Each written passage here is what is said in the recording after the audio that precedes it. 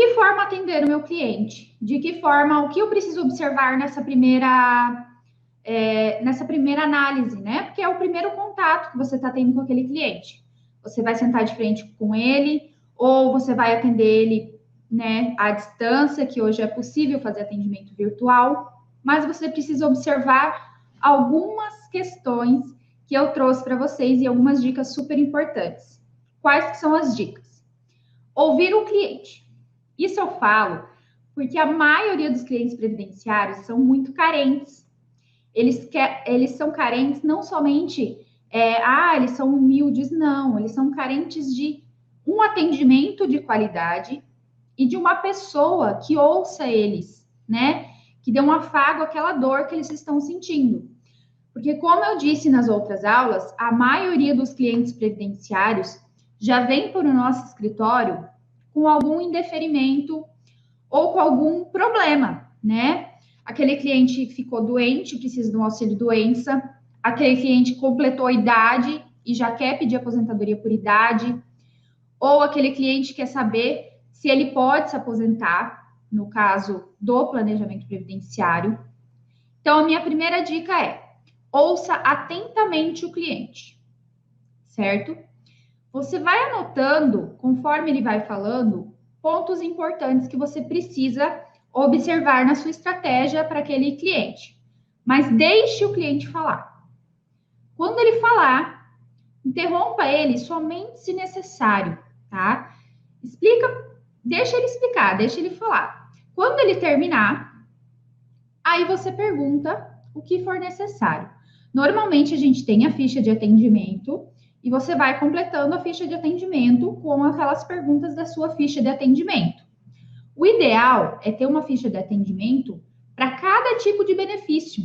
Porque, por exemplo, uma pergunta que você vai fazer no benefício por incapacidade não é a mesma pergunta que você vai fazer para o benefício de aposentadoria rural.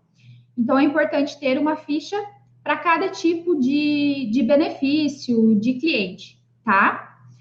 Então, você vai anotar naquela ficha. Então, primeira dica: ouça o cliente, interrompa somente se necessário e faça as perguntas todas necessárias para aquele caso, tá? Então, se é um benefício por incapacidade, ouça ponto a ponto, anote tudo que você precisa, verifica se o cliente tem laudos médicos, verifica se o cliente já passou por alguma perícia, tudo isso é importante.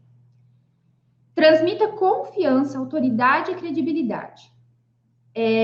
Especialmente para aqueles recém-formados e que nunca atuaram nessa área, que estão ingressando agora, é importante a gente passar a confiança para aquele cliente, mesmo se for um caso que você nunca viu.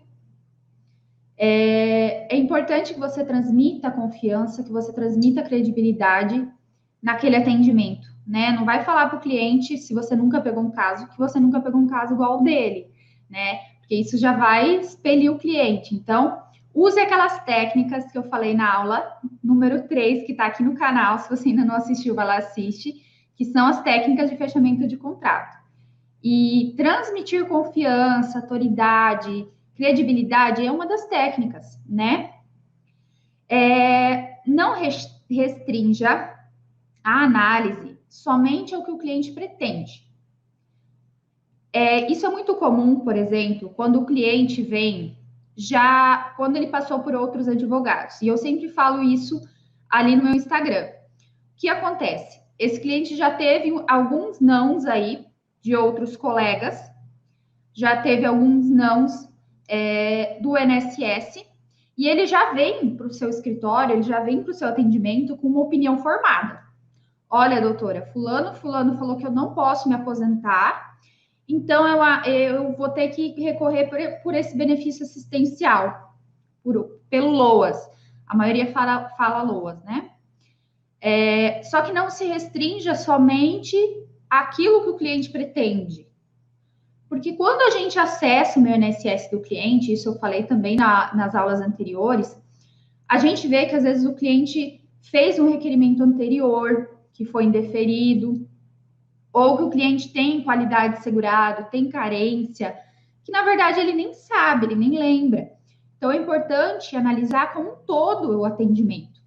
Na hora que o cliente está ali com você, acessa o meu INSS do cliente, entra lá, vê todos os requerimentos daquele cliente, vê se ele já recebeu algum benefício, vê se ele tem outros indeferimentos, se ele fez perícia, tudo isso você vai anotando na ficha. Então, normalmente, quando eu abro ali o meu INSS com o cliente, você já vê todos os requerimentos e os indeferimentos. Aí já pergunta, por exemplo, tem um cliente que me chamou atenção, que era um cliente que tinha um indeferimento de 2016. E ele veio no meu escritório em 2020. Teoricamente, ele não tem mais a carência, não tem mais a qualidade segurada, porque ele parou de contribuir. Mas lá em 2016, ele trabalhava de carteira assinada. E aí você tem que verificar também os laudos médicos daquele cliente. Será que aquele cliente lá em 2016 comprovou incapacidade, não passou pela perícia do INSS e a gente não consegue pegar aquela DER, aquela data de entrada de requerimento lá de 2016, em vez de entrar com um novo requerimento administrativo? Tudo isso você vai fazer análise no atendimento, nesse atendimento inicial com esse cliente, tá? Não confunda atendimento com planejamento previdenciário. A dica 4 e a dica 5, ela meio que se fundem aí. Não passem todas as informações antes de fechar o contrato. Isso é fato.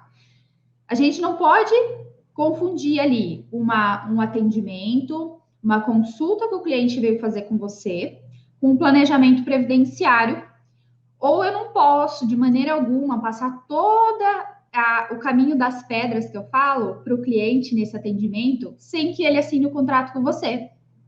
Por quê?